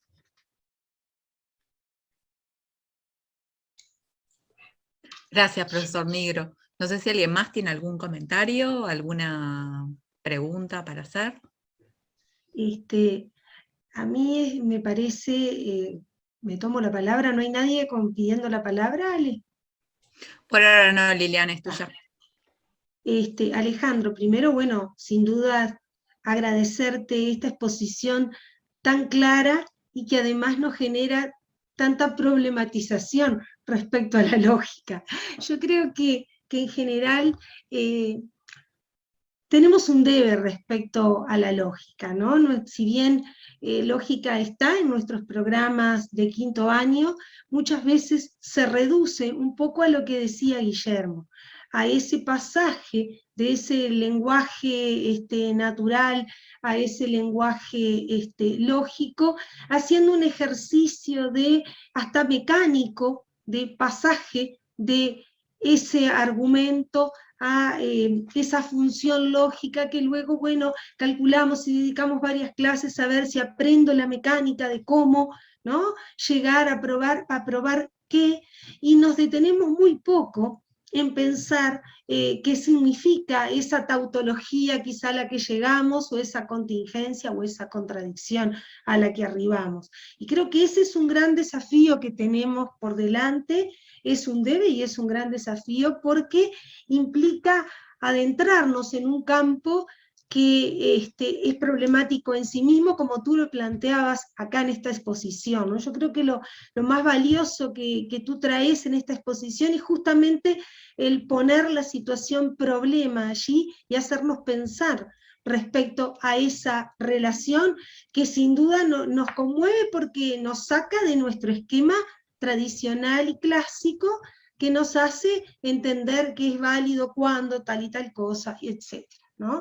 Yo creo que desde allí, mucho para pensar. Muchas veces cuando uno visita las clases, habla con los docentes sobre esta necesidad de no quedarnos con el proceso automático de pasaje, sino de pensar la lógica desde otro lugar.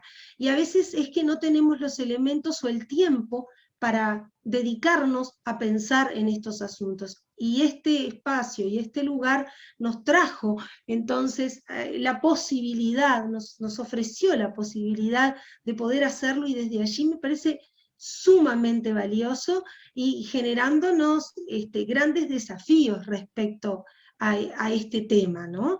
Creo que desde ese lugar lo agradezco muchísimo, y creo que los colegas también, que en el chat aparecen muchos agradecimientos al respecto. Ahí nos queda un debe y se nos abre una puerta enorme para investigar, profundizar, analizar. A mí hasta me generó cuestiones con respecto a la aplicación de esta lógica formal en los sistemas informáticos. Cuando nosotros hablamos de estas entradas y salidas 1, 0, verdadero, falso, ¿qué entonces? Ahí tengo todo un debe respecto a ese tema, ¿no? Pero me generó mucha duda y pensar respecto a ese lenguaje en el que nosotros decimos, bueno, ese razonamiento, esa forma de pensar es válida porque está formada con determinadas estructuras lógicas válidamente probadas, válidamente, ¿no? A ver, no sé qué nos podés comentar al respecto, pero ahí se abre todo un mundo, ¿no? Y muchísimas gracias. Por favor, muchas gracias por los comentarios. Bueno, encantado de seguir charlando sobre estas cosas cada vez que se quiera, que se abra alguna oportunidad de charlarlas. Y sí, es todo un tema no caer en una imagen un poco degradada de cómo aplicar la lógica, digamos, de cómo dar estos conceptos. Y creo que creo que el problema está en todos los niveles, ¿no? Hay problemas conceptuales y incluso hay problemas en cómo se ha evolucionado históricamente la lógica, o sea, en cómo hay un problema histórico bastante importante. Después hay un problema también de cómo entender la autonomía matemática de la lógica, que la lógica, por supuesto, se convirtió en una disciplina autónoma, separada de las reflexiones filosóficas que en algún momento la animaban, ¿no? Es decir, ahora es una disciplina matemática específica, una disciplina que avanza en base a los aportes de matemáticos, gente que trabaja en computación o gente que trabaja en lingüística también, es decir, es una disciplina matemática formal. Entonces, bueno, la situación de la filosofía respecto de la lógica es problemática por todas partes, ¿no? Conceptualmente, históricamente, y sin duda también a nivel pedagógico y didáctico, es decir, cómo encarar la disciplina en la formación media o mismo en los profesorados de filosofía, o bueno, en la licenciatura de filosofía también. Es decir, es un problema bastante general y sobre el que hay que pensar. Yo creo bueno, que este asunto de la formalización es una buena puerta de entrada para pensar cuestiones, pues, para pensar problemas filosóficos relevantes, interesantes. Creo que una de las cosas, quizás sí, hay dos cosas que me gustaría así señalar con mucho énfasis. Uno, es que formalizar no es un proceso mecánico. Eso sería quizás un eslogan con el que podría resumir buena parte de esto. O sea, Guillermo hablaba de una práctica y tal cual podría entenderse así. También podríamos intentar hacer una teoría más robusta de la formalización. Hay intentos por ese lado, pero lo que sí es seguro es que no es un problema, la formalización no es un problema trivial o un problema que se resuelve, que es un procedimiento mecánico, algo que... No, es un problema que tiene dificultades conceptuales bastante profundas. Eso por un lado. Otra es tener mucho cuidado cuando decimos cuando procedemos del siguiente modo. Damos un argumento, lo formalizamos en un sistema, lo validamos en un sistema y decimos es válido porque lo validamos en el sistema. Esa forma de hablar, de razonar, es falaz, por esta falacia que yo les decía, que es una especie de error conceptual. Es decir, ¿eso es así? O sea, yo puedo validar el argumento, un argumento informal, intuitivo, un argumento en lenguaje natural, ¿lo puedo validar debido a que lo formalicé y lo probé formalmente, siempre y cuando la formalización sea adecuada? Si la formalización no es adecuada, digo, no. Entonces ahí hay un problema que si no discutimos el concepto de formalización, queda, digamos, desarticulada la validez formal de la validez informal. Entonces eso me parece, porque es muy común decir esto, decir, bueno, tengo un argumento, lo formalizo, lo valido formalmente y digo, es válido porque lo formalicé. Bueno, esa forma de razonar depende de la formalización. Y después, bueno, un último punto que capaz que vale la pena agregar es que hoy en día lógica se enseña en muchas disciplinas, ¿no? Se enseña en computación, se enseña en matemática, se enseña en lingüística, se enseña, por supuesto, que en filosofía también, en los profesorados en filosofía, o sea, pero hay como una dificultad bastante, digamos, específica dentro de la lógica en filosofía, porque de alguna manera la computación o la matemática, o mismo la lingüística, toman a la lógica, bueno, como una herramienta autónoma, más o menos se pueden independizar bastante de estas cuestiones, pero en filosofía parece que por la historia de la lógica dentro de la filosofía y por el tipo de rol que le damos, es decir, que en general lo planteamos que nos permite evaluar argumentos, etc., hace que estos problemas sean más urgentes para la gente para cuando queremos enseñar lógica dentro de filosofía, a diferencia de enseñar lógica en otras disciplinas como matemática o computación, que tienen sus propios problemas. Uno podría decir que hay otro tipo de problemas, pero sin duda que este énfasis en la noción de argumento es algo típico de filosofía, es decir, y cómo se vincula la noción de argumento con la formalización. Digo, esto es una cosa muy de un enfoque de un enfoque de la lógica dentro de filosofía.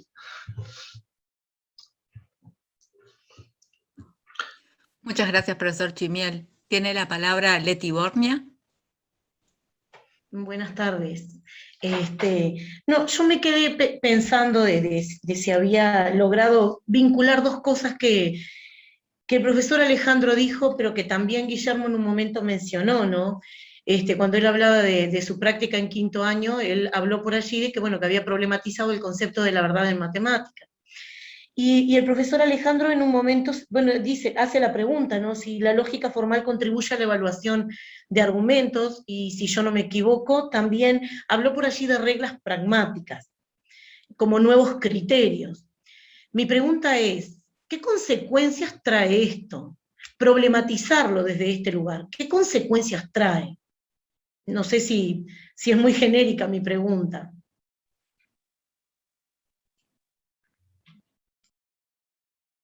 ¿Fue una pregunta para mí o para Guillermo? Fue para Alejandro, sí, fue para para Alejandro, pero tomando lo que de algún modo también Guillermo había intervenido en respecto a su conversación también.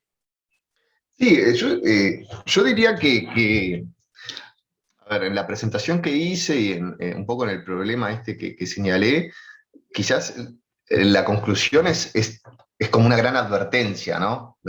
Es decir, bueno, evitemos este tipo de errores, ¿no? O estemos atentos a este tipo de problemas. Ahora, algo más propositivo no dije, porque en definitiva dije algo muy vago sobre alguna regla pragmática, que en general todos de alguna manera lo hacemos. De alguna manera, todos, este asunto de decir que la formalización es parte de una práctica, que hay que tener ciertos cuidados, que hay que entender bien lo que estamos queriendo formalizar y ver si lo captamos bien con la formalización. O sea, es decir, que esto no es un asunto mecánico, generalmente lo decimos. Ahora, otra cosa es dar criterios para decir cuándo una formalización es correcta. Bueno, eso sería un tema en sí mismo, sobre el que acá no dije nada. Dije sí este asunto de reglas pragmáticas porque, por ejemplo, desambiguar las oraciones dado un argumento, desambiguar las oraciones. Hay veces que hay problemas de ambigüedad, que si vos no desambiguás bien los conceptos, la formalización te queda mal. Digo, podría dar algunos ejemplos de eso. Problemas de ambigüedad.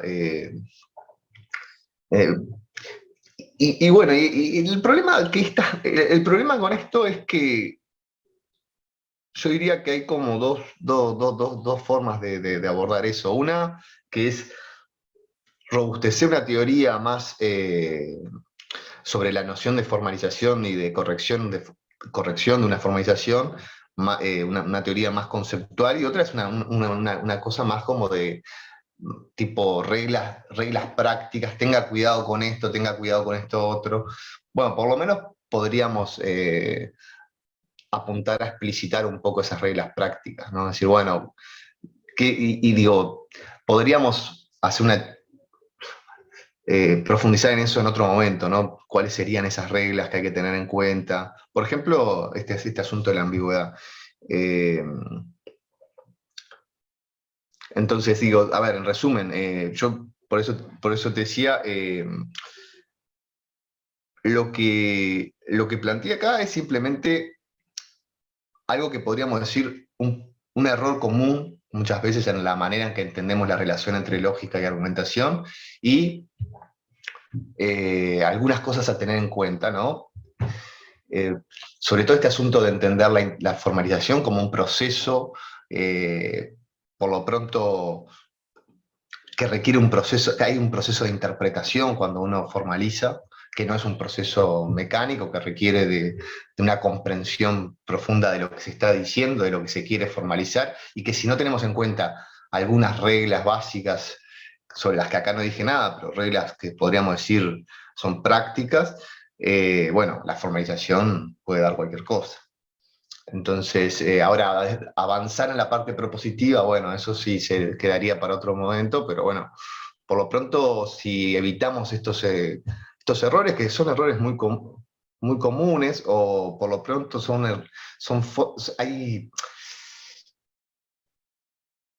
hay aclaraciones conceptuales respecto a estas cosas que en general no se hacen. O sea, muchas veces en los libros puede quedar como un poco vago el modo en que se articula en estas cosas, argumentación, formalización. Entonces digo, bueno, o bien es un error que a veces se hace explícitamente, o bien es algo que queda de un modo vago, que no se sabe muy bien cómo se articula, y bueno. Entonces, mi punto sería ese, ¿no? Tener en cuenta estas advertencias, ¿no? Y bueno. Pero no sé si te respondí, ¿eh? No sé si dije varias cosas, pero no sé si quedaste conforme con lo que dije, con la respuesta que di.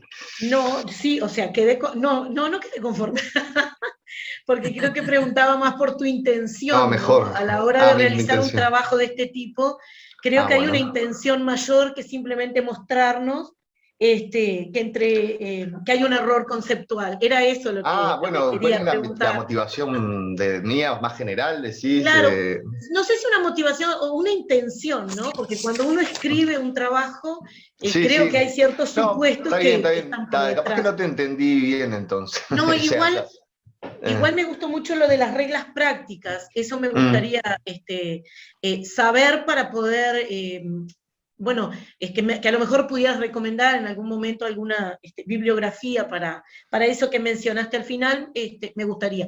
Y creo que sí, que cometemos esos errores conceptuales que tienen que ver también con el modo en cómo hemos aprendido nosotros la lógica, y que creo que en un momento alguien por ahí lo dijo, ¿no? Cuando entramos a filosofía, no recuerdo si fue Guillermo, y teníamos lógica el primer año, dijimos, nos estafaron. Es verdad, nos estafaron, nos engañaron. Yo que creí que nunca más iba a ver a la matemática, mirá dónde me metí. Y bueno, yo no salía más o menos airoso de eso, ¿verdad? Y después hacías la licenciatura en filosofía, de vuelta en el segundo semestre, lógica, con José Seoane todavía.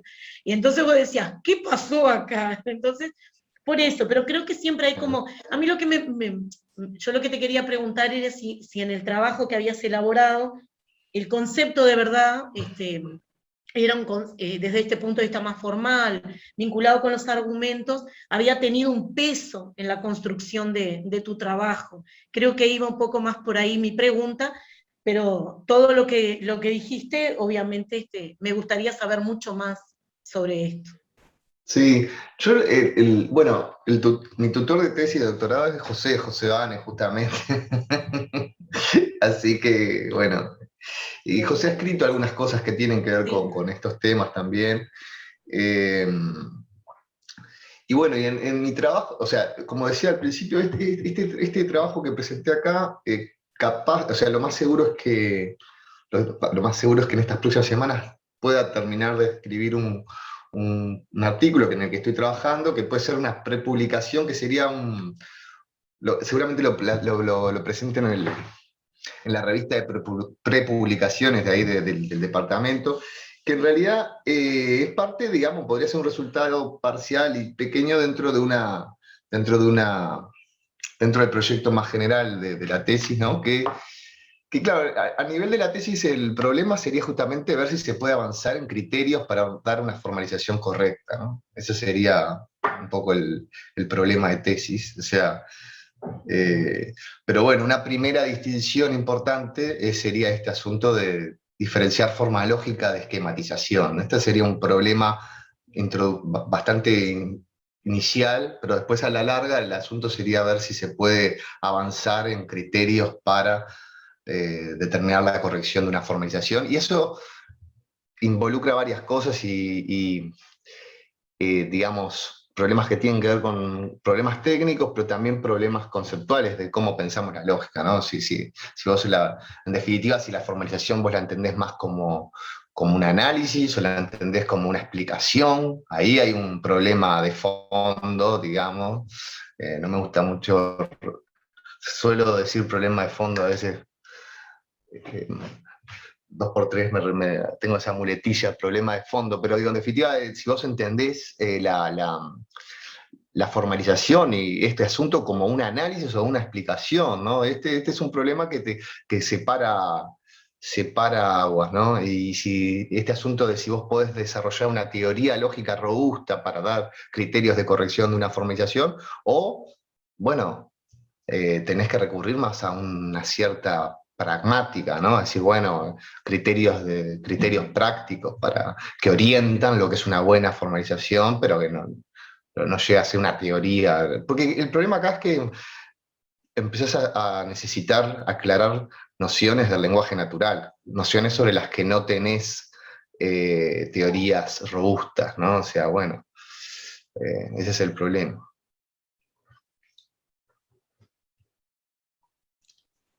Bueno, muchas gracias, Alejandro. Ahora va Guillermo y después va Fernanda. Rápido porque ya hablé bastante. No, en relación a lo que decía la colega y esto último que mencionaba Alejandro, hay una pregunta ahí que es importante, me parece, que es ¿para qué formalizar? Digamos así. Me dice, bueno, la excusa es aplicar la herramienta lógica, pero esa es una respuesta más bien superficial, porque si no yo te puedo volver a preguntar, bueno, ¿y por qué aplicar la herramienta lógica? Entonces, ahí Alejandro al final sugirió una distinción que es importante y que tiene que ver un poco con el rol de la forma lógica en la evaluación del argumento.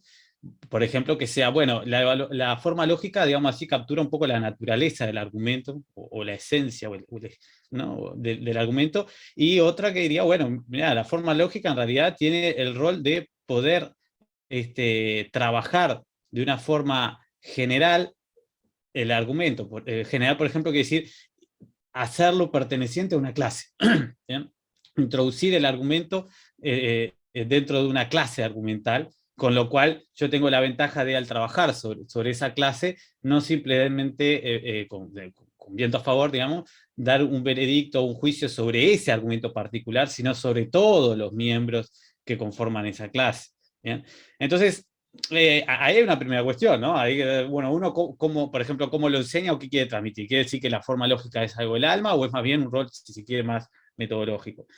Y relacionado con esto, tiene que ver también la cuestión de estas consecuencias, como decía la colega, de pensar en términos de reglas pragmáticas. Por ejemplo, en cualquiera de los argumentos, más en unos que en otros quizás, que presentó Alejandro como ejemplo, Alejandro estuvo siempre formalizando o pensando en términos estructurales según el lenguaje proposicional, y agrego clásico, ¿bien? Pero por lo pronto proposicional, ¿no? Y uno podría decir, bueno, y por esos argumentos, esos esquemas, o mejor dicho, estructurarlo así el argumento, en términos de distinción entre sentencias y conectores, ¿es una buena formalización? No, el tema es cómo uno responde. Uno podría decir, por ejemplo, que esa formalización deja fuera o es insensible a ciertas distinciones, incluso gramaticalmente, que figuran en la sentencia. Por ejemplo, entre predicados y sujetos. ¿Bien? Entonces uno puede decir, bueno, ¿por qué no usar un lenguaje más poderoso, más sensible a ese respecto, como puede ser el lenguaje de orden 1, para formalizar esos mismos argumentos? ¿No? Uno podría decir que esas esquematizaciones que hacía Alejandro eran pobres en este sentido, no capturan lo suficiente. ¿Bien? Pero también podríamos decir, bueno, mirá, es suficiente para dar cuenta de la validez del argumento, pongamos con viento a favor y teniendo todos los recaudos que planteó Alejandro. Y es suficiente para eso. Entonces, ahí tenés una regla práctica implícita, y es formalizar lo suficiente como para que tú puedas dar cuenta de la validez del argumento. Entonces, si vos vas con proposicional a evaluar un silogismo aristotélico, te va a quedar corto la evaluación. Corto en el siguiente sentido, aceptando que hay silogismos válidos, entonces la representación estructural de los mismos, que dé cuenta de esa validez, requiere un lenguaje más refinado, que haga más distinciones que el lenguaje proposicional. ¿Bien? Entonces ahí tenés un tipo de máxima. Pero fíjate que ahí tú estás asumiendo que la formalización es un instrumento o un recurso que se aplica correcta o virtuosamente hasta cierto punto. ¿Bien? Hasta cierto punto. Y así puedes seguir con cuestiones análogas. Por ejemplo, vos podés agarrar un enunciado como Pegaso existe, y ahí la lógica siempre te va a decir que existe no es un predicado a pesar de las apariencias, sino un cuantificador. Pero cuando haces esto, a su vez, estás aceptando implícitamente que existencia solo significa una cosa, que ha capturado por el cuantificador existencial. A saber, hay al menos un X tal que bla, bla, bla, bla, bla. ¿Bien? Entonces ahí vos no estás, por ejemplo, o mejor dicho, estás aplanando, digamos, ¿sí? Lo que podría ser polisemias relativas a la palabra existir o al verbo existencia.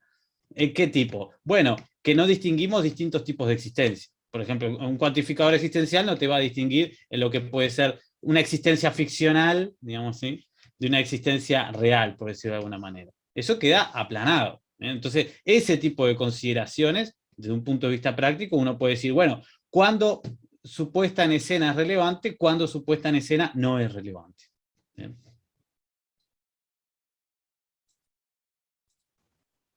Muchas gracias, Guillermo. Aprovecho para agradecerle a Leti, que la verdad que no me dio el tiempo de agradecer por tu participación y por tu pregunta y por incluir esa categoría de los estafados, que creo que en algún momento todos, todos lo vivimos y es muy cotidiana para muchos de nosotros, ¿sí? Ahora le damos la palabra, creo que vamos cerrando por una cuestión de horario, le damos la palabra a Fernanda, que había levantado la mano, que no sé si era para el profesor Chimiel o para Nigro. No, era para Alejandro, sí, pero en realidad después trataron un montón de cuestiones cuando hablaron los dos, Alejandro contestándole a Leti y Guillermo contestándole a Leti, que está, me retiro la palabra. Gracias. Bueno, muy bien, muchas gracias, Fernanda. No sé, Alejandro, si alguien más tiene alguna pregunta o quiere hacer alguna reflexión.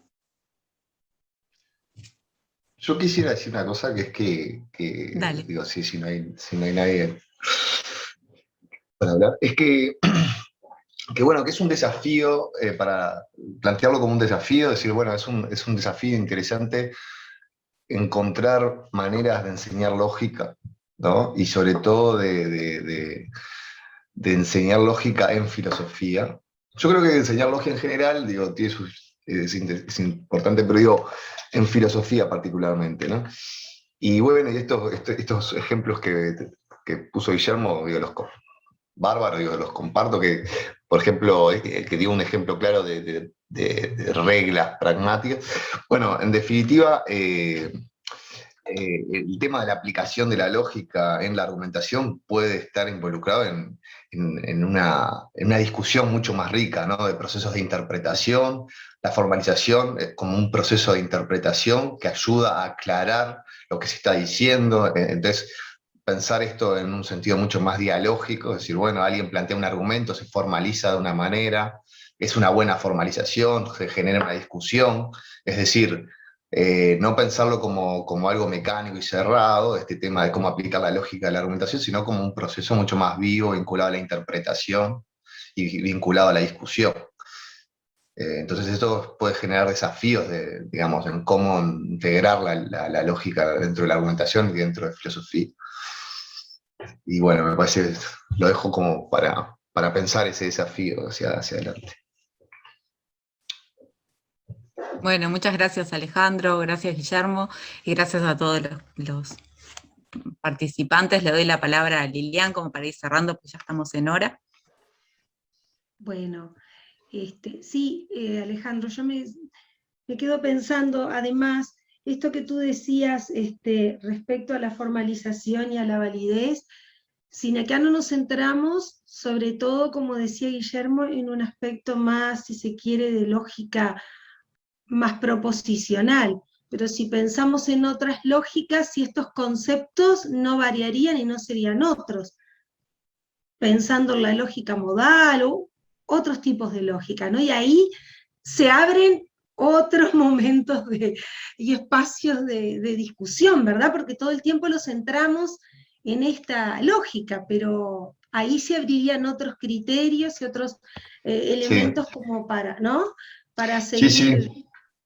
De hecho, yo puse estos ejemplos porque son simples, ¿no? Pero no porque, Sí. digamos, en realidad tendrías problemas similares con cualquier formalización que propongas, sea cual sea el grado de complejidad que tenga la lógica con la que estás trabajando, sea una lógica modal, de segundo orden.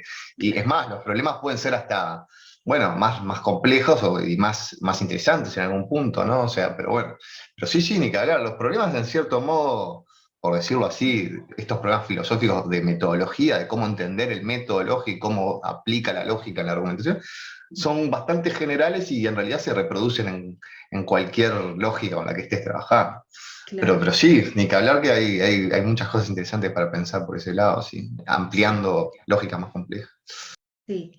Realmente yo les quiero agradecer en nombre de la inspección los aportes que en el día de hoy nos brindaron tanto Guillermo como Alejandro. Creo que nos permiten seguir investigando, seguir pensando, seguir trabajando, y creo que desde ese lugar estos espacios son fundamentales, son necesarios, son bienvenidos, y para la inspección han sido todo un desafío el poder organizarlos este año después de un tiempo que no los podíamos, que no lo habíamos hecho, y que me parece que por lo menos en lo que va de estas dos instancias que hemos tenido, nos quedamos todos muy reconfortados por el hecho de generar un nivel académico acorde a lo que pretendíamos, y en ese sentido especialmente agradecerles a los tres ponentes hasta el momento que se han presentado, que nos han permitido generar espacios que realmente nosotros entendemos tienen el nivel académico que se necesita para dialogar entre colegas y para seguir pensando juntos, ¿no? Entonces, eso se los agradezco muchísimo a ustedes. Agradezco también sumamente a la comunidad de docentes de filosofía por su demostración de interés de seguir profundizando, de seguir generando estos espacios de formación permanente que nos permiten llevarnos nuevos problemas, nuevas cuestiones para continuar indagando. Así que desde ese lugar yo les agradezco muchísimo a todos, por generar estas posibilidades, que nosotros lo que fuimos vehículos, articuladores, y me parece que lo más importante es lo que se produce aquí entre todos, ¿no? Y lo demás fue simplemente, bueno, una coordinación que nos permitió, y creo que eso es lo que nos permite este lugar, generar estos espacios de encuentro que se hacen vivenciales, y se hacen positivos, y se hacen realmente productivos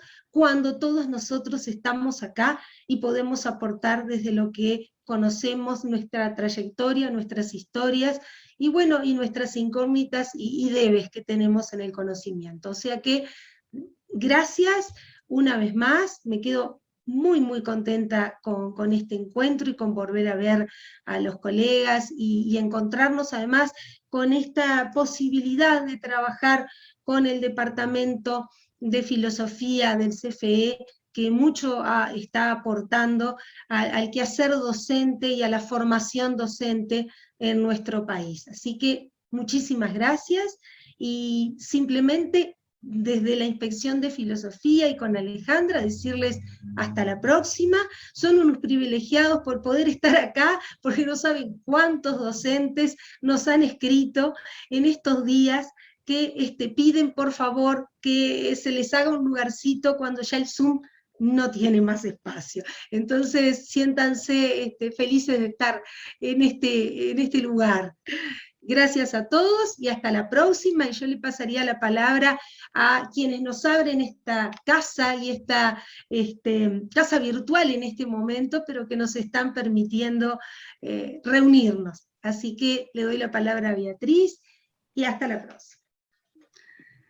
Gracias, Lilian. Bueno, nada, un gusto para la Casa de Alicia haber podido ser la contenedora de esta segunda jornada, estar habitado por ustedes. En realidad, estas jornadas también son parte de uno de los objetivos fundacionales de esta dependencia cultural, que es la formación permanente de los docentes, si bien hoy también está concebido como un centro cultural abierto a toda la ciudadanía, así que nos sentimos construyendo junto con ustedes parte de lo que es la esencia de nuestra institución.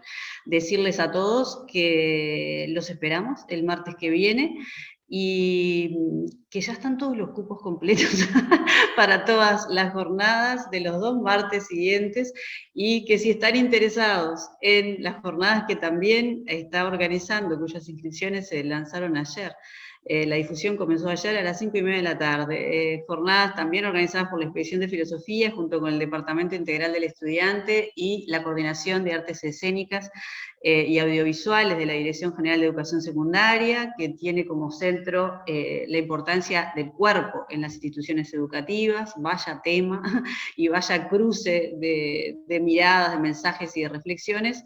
Anótense ya porque vienen rápidos. Vienen rápidas las inscripciones. Una alegría para nosotros, y bueno, nos estamos viendo el martes que viene, y de nuevo en la despedida, muy bienvenidos Guillermo y Alejandro a la Casa de Alicia. Gracias. Gracias a todos. Pasen bien. Gracias. Chao, chao. Gracias por participar.